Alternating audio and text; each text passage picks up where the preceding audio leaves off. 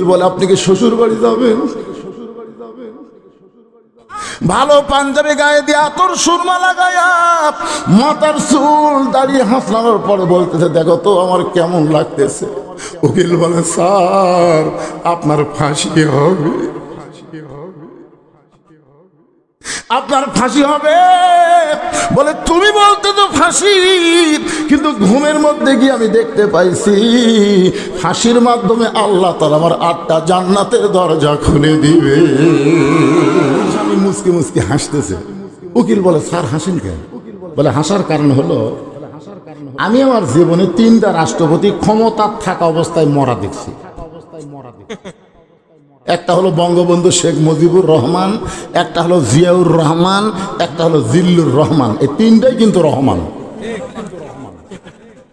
এই 3 জন রাষ্ট্রপতি ক্ষমতা থাকা অবস্থায় মারা গেছে। আল্লাহর বান্দা বলতেছে, নাম হলো মতিউর রহমান নিজামী হুজুর, বলতেছে যারা ক্ষমতা থাকতে নিজেরাই মরে যায়, কোন মুসলমান বাঁচার জন্যে তাদের কাছে দরখাস্ত লিখবে না।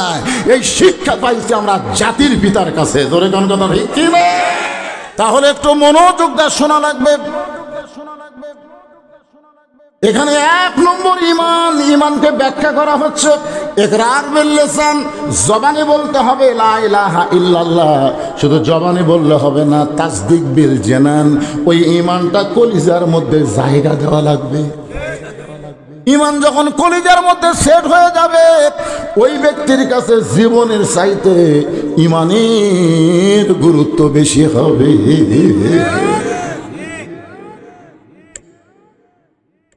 উকিল এসে বলতেছে, স্যার স্যার আপনি একটা দলের আমির, আপনি যদি রাষ্ট্রপতির কাছে একটা দরখাস্ত লেখেন আপনার ফাঁসির দণ্ড মওকুফ হতে পারে,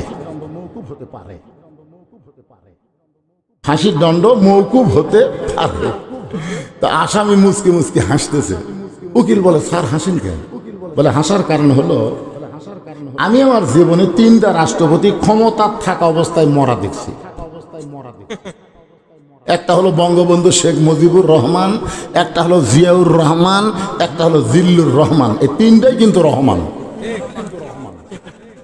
এই 3 জন রাষ্ট্রপতি ক্ষমতা থাকা অবস্থায় মারা গেছে।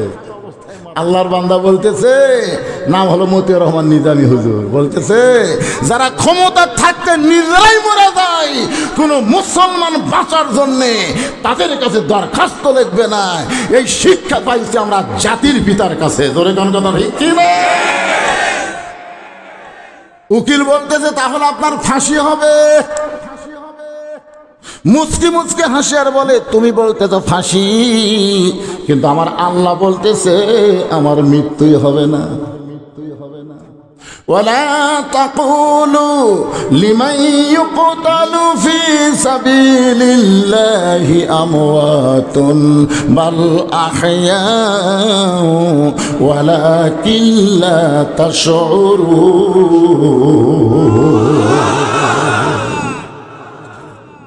কলিজার মধ্যে যখন ঈমান থাকবে, মীর কাসিম আলীর কাছে উকিল বলতেছে, স্যার রাত 12টায় কিন্তু আপনার ফাঁসি হবে। মুচকি মুচকি হাসার বলে, এখন কয়টা বাজে? বলে 9:30। আলহামদুলিল্লাহ, 2.5 ঘন্টা এখন আছে।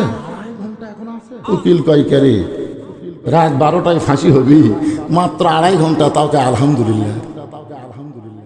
বলতেছে, ভাই আমি একটু ঘুম পারি, 2.5 ঘন্টা বসে থেকে কি হই, আমি একটু ঘুম পারি। ঘন্টা 2 পরে আমাকে ডাক দিও তো। চিন্তা করে দেখেন, যার 12টা ফাঁসি হবি তাই ঘুম পারবি, ঘন্টা 2 পরে আমাকে ডাক দিও। উকিল মনে করতেছে ফাঁসির চিন্তা পাগলা হয়ে গেছে। আসলে যারা প্রকৃত কলিজার মধ্যে ঈমানের জায়গা দিয়েছে, তারা ফাঁসির চিন্তা করে না, মরার চিন্তা করে না, তারা চিন্তা করে ঈমানটা যেন রক্ষা হয়। ধরে কার কথা ঠিক না?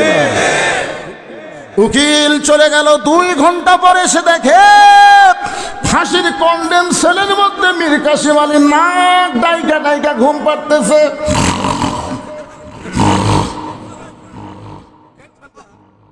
উকিল কয়, কে রে মানুষ করে, আর 8 ঘন্টা পর তার ফাঁসি হবি, আরে আরে ঘুম পাড়তেছে। পায়ের লোক নাড়াইছে, সঙ্গে সঙ্গে চেতন পেয়ে বলে ভাই ফাঁসির সময় কি হয়েছে? বলে স্যার এখনো আধ ঘন্টা দেরি।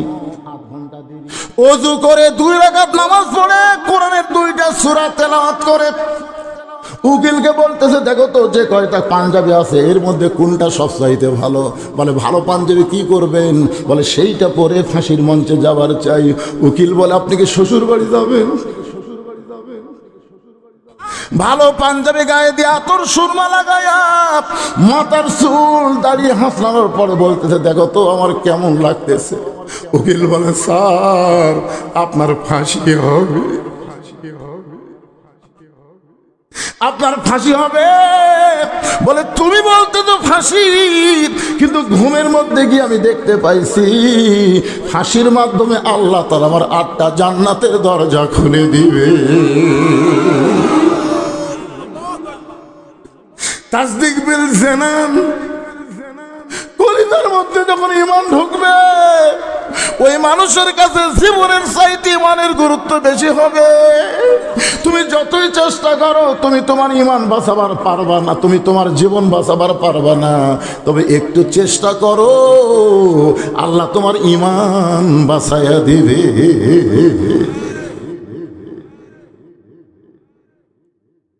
তাসদিক বিল জানানের পরে বলা হচ্ছে আমল বিল আরকান, ঈমান অনুযায়ী আমল করা লাগবে। সূরা আসরের 2 নম্বর বিষয় হলো আমিলুস সালিহা, নেক আমল করা লাগবে। আপনাদের কাছে আমার প্রশ্ন হলো ঈমানকে রক্ষা করতে গেলে পৃথিবীতে যত আমল মুসলমানের আছে তার মধ্যে 1 নম্বর আমলের নাম কি? ঈমানকে রক্ষা করবার গেলে যত আমল আছে তার মধ্যে 1 নম্বরের নাম কি? কোন হাদিসে নাই যে রোজা না করলে বেঈমান হবে, হজ না করলে বেঈমান হবে, যাকাত না দিলে বেঈমান হবে, এটা কোনো হাদিসে নাই।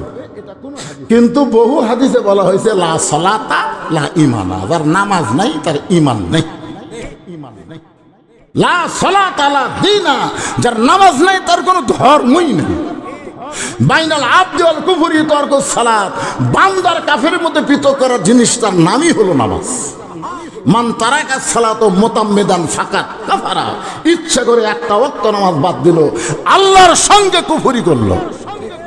আপনারা বলেন তো বাংলাদেশে আমি 42 বছর ধরে ওয়াজ করতেছি, এই নামাজের ওয়াজ, আরো কত আলেম এই নামাজের ওয়াজ করলো, কিন্তু এখন পর্যন্ত মানুষ তো নামাজ ধরলো না। নবুয়তের 10ম বৎসরে নবীকে আল্লাহ 5 ওয়াক্ত নামাজ দিল।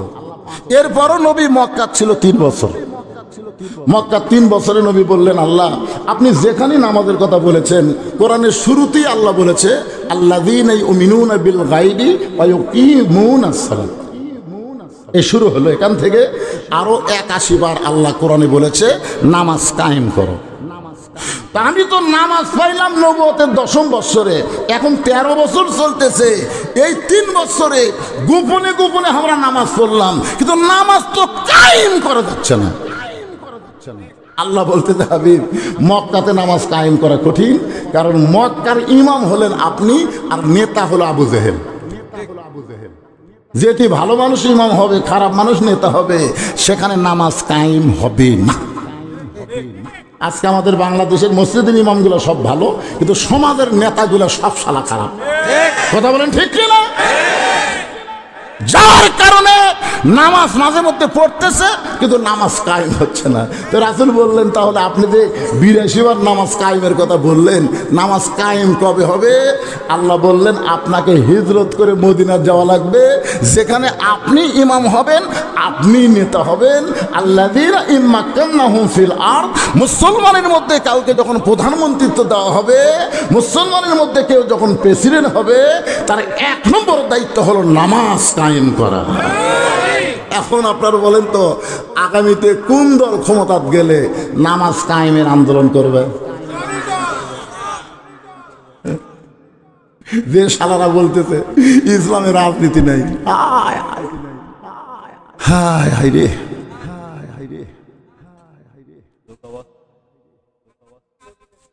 আরে কোন খবর খালি বসে থাকে, এখনকার অ্যাঙ্গেলে মারতে হলে কি আমার